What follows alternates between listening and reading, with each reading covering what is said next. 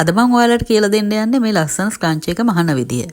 මේ ක්‍රමය තමා පහසුම වේගවත්ම නිවැරදිම ක්‍රමය ස්ක්‍රන්ච් එකක් මහන්න. ඉතින් අපි බලමු මේක කොහොමද කරන්න කියලා. මම අද බහන්නේ ජයන්ට් ස්ක්‍රන්ච් එකක්. ඒ කියන්නේ ගොඩක් ලොකුයි මේක. ඒ නිසා මේකට සෙන්ටිමීටර් 100ක් දිග සෙන්ටිමීටර් 20ක් පළල රෙදි කෑල්ලක් ඕන වෙනවා. චුට්ටක් ප්‍රමාණය එහෙ මෙහෙ වුණාට කිසි ප්‍රශ්නයක් නැහැ. ඉස්සර වෙලම රෙදි පටිය හොඳ පැත්ත ඇතුළට තියෙන විදිහට හරි මැදින් දෙකට නවලා මෙන්න මෙතනින් මෙහුම් පාරක් ගහගන්න. මේ තියෙන මහල ඉවරනාට පස්සේ දැන් මහපු පැත්තට විරුද්ධ පැත්තේ උඩ සහ යටින් අපි චූටි කට් එකක් දාගන්න ඕනේ හරි මැද මාක් කරගන්න. ඔයාලා ගන්න රෙද්දේ පෑනකින් මාක් කරගත්තත් ප්‍රශ්නයක් නැහැ. ඊට පස්සේ මෝට්ටුවේ යටපැත්තේ මැදට එන විදිහට මේ විදිහට හදාගන්න. ඊට පස්සේ උඩ තියෙන ලේයර් එක මෙන්න මේ විදිහට දෙතුන් පාරක් නවලා ඒක මැදින් තියෙන විදිහට මෝට්ටුවේ පහළ කරවලා මෝට්ටුවේ ඉහළ කෙළවර උඩින් හරියටම තියාගන්න. ඊට පස්සේ එහෙම නොවෙන්න පින්ස් ගහගන්න. දාරයේ දිගේ දෙපැත්තටම පින්ස් දෙක තුනක් ගහගන්න.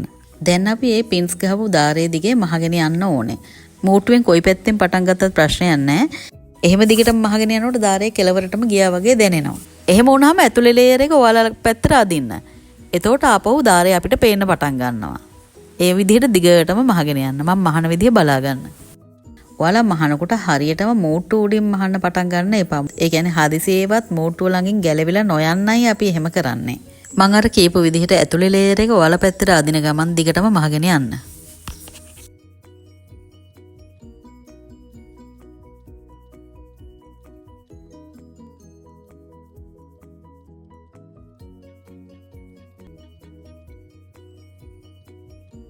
දැන් අපි පහන්න පටන් ගත්ත තැනටම ඇවිල්ලා තියෙන්නේ. මෙතනදී දිගටම මහගෙන යන්නේ නැතුව අඟල් එකමාරක ગેප් එකක් ඉතුරු කරලා මහල ඉවර කරන්න ඕනේ. මේ තියෙන ગેප් එක අපි එතනින් ඇතුලේ ලේයර් එක එළියට ඇදලා ගන්න ඕනේ. මේ විදිහට සම්පූර්ණයෙන්ම එළියට ඇදලා ගත්තාම හොඳ පැත්තට තියෙන ලස්සන පටියක් අපිට පේනවා. මම දැන් මේක අයන් කරන්නේ ඒත් ඔයාලා මෝට්ටුව ළඟින් හොඳට මේක අයන් කරගන්න.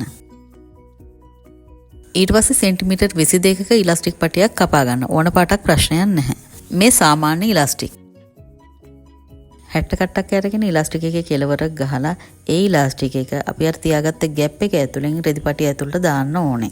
දැන් ඔයාලා මෙහෙම ඉලාස්ටික් එක ඇතුල් කරගෙන යනකොට ඉලාස්ටික් පටිය ඇතුළට යන්න ඉඩ තියෙනවා. ඒ හින්දා ඉලාස්ටික් එකේ අනිත් කෙලවරටත් 60 කට්ටක් ගහලා ඒක මේ පටියේ කොහේ හරි ගහන්න.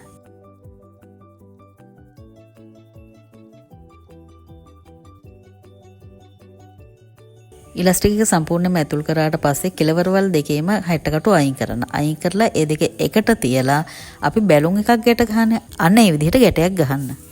ගැටේ ගැලවිලා යන්නේ නැති වෙන මේ විදිහට තදින් දෙපැත්තටම අදින්න. වැඩිපුර ඉලාස්ටික් තියෙනවා නම් අඟල් භාගයක් විතර ඉතුරු කරලා ඒක කපලා අයින් කරන්න. දැන් ස්ක්‍රන්ච් එක අතින් මේ විදිහට ලස්සනට හදාගන්න එහෙම කරලා. දැන් අපි මේ ગેප් එකත් වහගන්න ඕනේ මැහුම් පාරක් ගහලා. හරි මේ තියෙන මැහුම් පාර ගැහුවාට පස්සේ අපේ ස්ක්‍රන්ච් එකේ වැඩ සම්පූර්ණයෙන්ම ඉවරයි. නූල් කෑලි තියෙනවා නම් ඒවා කපලා දාගන්න.